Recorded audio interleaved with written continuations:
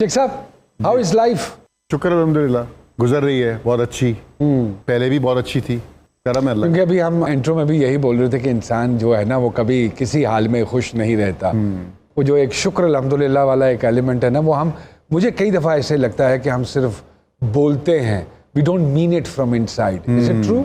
It is, and it's very important what we are saying and what we are believing. शुक्र कह तो देते जुबान से, it's very easy. हाँ। मगर दिल उसकी तस्दीक कर दे, ये बहुत बड़ी बात है। हाँ।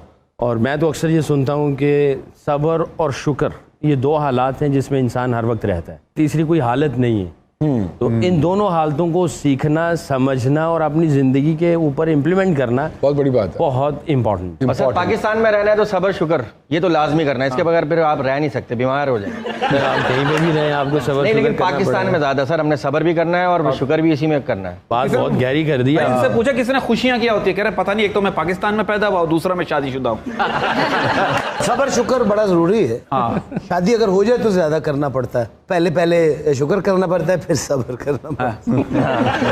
तो सर शादीशुदा आप लोग हैं माशाल्लाह, तो आप लोगों की लाइफ कैसी है? शादी से पहले कैसी थी, शादी के बाद कैसी? देखें, अब वो उनकी बात को मैं आगे लेके जाऊंगा कि शादी के बाद सब्र और शुक्र की हकीकत पता चल गई। अच्छा सर, ये बात सच है कि जिन लोगों की बीवियां घर में बहुत शोर करती है, उनके शोर सुकून के लिए बीमारी का बहाना करके कुछ दिन हॉस्पिटल में एडमिट हो जाते हैं? घर से बड़ा कोई हॉस्पिटल हो सकता है? हमारे एक खिलाड़ी हैं, वो ये कहते हैं कि हम लोग गलत समझे हैं, बेगम बेगम, इनको गम नहीं मिल सकता, मिलेगा आपको ही। हर वाहिद हॉस्पिटल आपको डोज की जरूरत ना भी हो तो मिलती है। अच्छा, वैसे सकलत भाई, आपको तो आपकी वाइफ से ज्यादा मोइन भाई ने आवाजें दी हैं।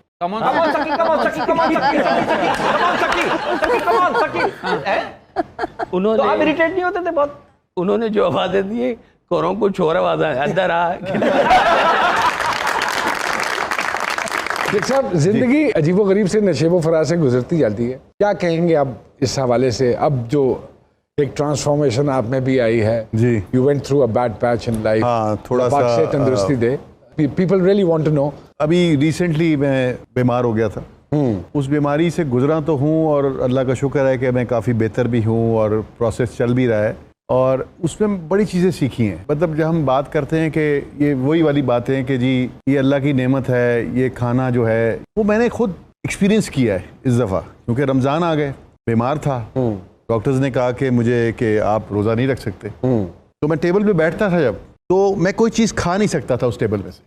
तो उस वक्त मुझे वाकई एहसास हुआ कि सारी चीज़ें, मैं उनको बच्चों को मैंने बताया, मैंने कहा बेटा ये जो सारी चीज़ें हैं ना, ये अल्लाह की नेमतें हैं। वाह वाह वाह। ठीक है, और शायद उनको उस तरह से समझ ना आया हो मेरी बात, लेकिन मैं समझ गया कि ये वाकई अल्लाह की नेमतें हैं कि अगर मैं कोई चीज़ उठा के खा लूँ, ये बहुत बड़ी नेमत है, और वो नहीं खा सकता, मेरे सामने पड़ी है वो नेमत।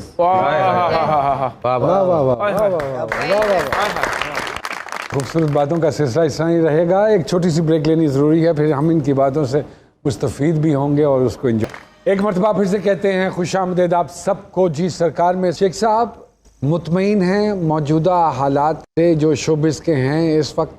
काफ़ी चीज़ों पे काम हो रहा है, हम रॉयल्टीज़ पे भी काम कर रहे हैं, हम कॉन्ट्रैक्ट्स के ऊपर भी काम कर रहे हैं, एक्टर्स की भी एक एसोसिएशन मुतहरिक हो रही है, प्रोड्यूसर्स का भी कुछ मुतालबात हैं। What do you think about it? काम तो बहुत हो रहा है, because you are a producer yourself as well, और काम तो बहुत हो रहा है, लेकिन इम्प्लीमेंट जो है ना वो मेरा ख्याल है कि कभी हुआ नहीं। इस तरह से मैं देखता हूँ कि एसोसिएशंस बहुत हैं, लेकिन फ़ायदा तब है जब उनकी सुनी जाए। हाँ, तो ये चीज़ अगर पाकिस्तान में हो जाए, अल्लाह करे, काम तो बहुत हो रहा है, लेकिन अगर ऐसी चीज़ है, अगर कोई प्रोड्यूसर है, उसके अगर कहीं पेमेंट्स फंसी हुई हैं या कुछ चीज़ें हैं, वो अगर निकल जाएं, वो चीज़ें इस तरह से हो जाएं, तो मैं तो समझता हूँ इससे ज़्यादा खुशी की क्या बात हो सकती है। सर, मुतमईन है जो अभी क्रिकेट टीम है, अगर मैं आपसे ये कहूँ कि मुझे 11 प्लेयर्स दें अपने तजुर्बे की रोशनी में, और T20 का वर्ल्ड कप आ रहा है, तो क्या 11 नाम देंगे? देखिए नुमान भाई, एक तो ये है कि मैं पिछले 17 सालों बल्कि आज आपने बना के जानी है। मैं पाकिस्तान के 17 सालों से मैंने क्रिकेट को उतना फॉलो नहीं किया, क्योंकि मैं पिछले 4-5 साल इंग्लैंड की नेशनल टीम का स्पिन का कोच था। अभी मुझे यहाँ पे आए हुए लाहौर में जो मुझे रोल दिया गया है, तकरीबन इसको 1 साल होने को है। तो हम लोग बैक हैंड पे काम सारा कर रहे थे कि कैसे नेशनल फ्रेमवर्क बनाया जाए, किस तरीके से पाकिस्तान की क्रिकेट को आगे लेके जाया जाए। अच्छा। जिसके ऊपर हमने काम किया 4-5-6 महीने। उसमें हमने प्लेयर्स प्रोफाइलिंग नहीं थी, प्लेस ट्रैकिंग नहीं थी, कम्युनिकेशन पूरे एसोसिएशंस के साथ कैसे कम्युनिकेट करना है, हमारे यहाँ कोच ही नहीं था।